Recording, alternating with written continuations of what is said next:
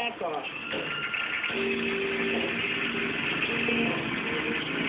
Hello, JC. Hi, JC. And we also have financial planner, Mr. Joe Ferreira. Hello, hi Lucy. Hello, welcome to the show. Okay. Sir, how does the whole thing work? Kanina nga, I was a little bit pressed kasi kinausap ko si JC. You know, when you say financial planning, parang doktor yan, I need to understand it first. Yes. So while we were outside, tinanong ko sa kanya ano yung family background niya, paano siya gumagastos sa pera, and nagulat nga ako kasi bihira sa mga bata ngayon yung marunong tabi ng pera. Eto marunong. He saved 70% of his money. Wow, that's really good, JC. Really good. Ibang tao nga, they struggle with 10%. Si JC, 70%. 70%. Pangalawa is, unlike other people na may sa gimmick at gastusan, si JC has been able to maintain yung simple lifestyle.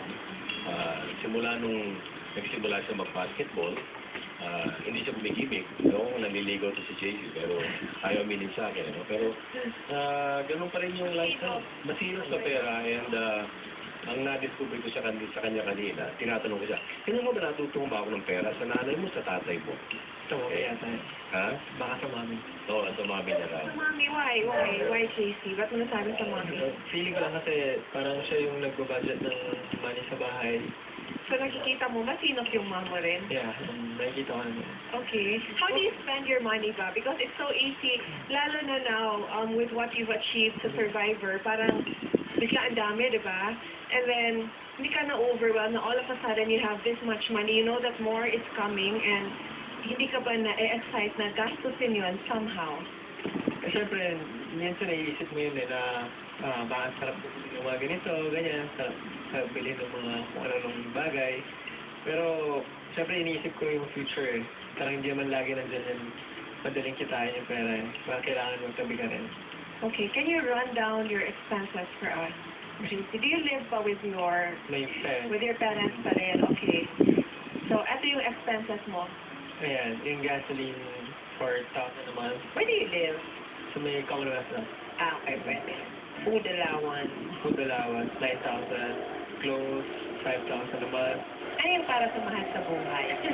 Pag may date lang yan, siyempre. Pag may date. Hindi may iwasan. Okay. Okay, what can you advise him, sir?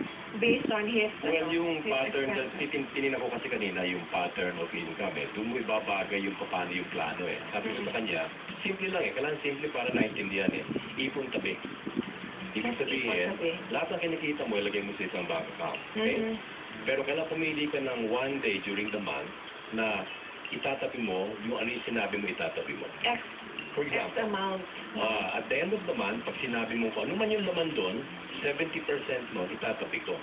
Pag tinabi mo, it means na hindi mo pwedeng galawin yan. You forget about You that forget about already. it. And then whatever is left there, 30%, without guilt, you can use it to, sustain yourself in your lifestyle. Question, sir. What if, because I know rin of some people na they set aside, ito yung amount, na X amount itatabi, but may expense, biglang napalaki yung gasto sa credit card, do you suggest that itabi pa rin yun and then i-installment mo yung credit card, or... May kausap na ako kanina sabi ko sa kanila, alam mo, ang misconception is yung amount ang tinatabi. Actually, hindi yan ang problema natin yung habit na pagtatabi. Pag nagtatabi ka, kailangan pipili kang araw, oras, bangko.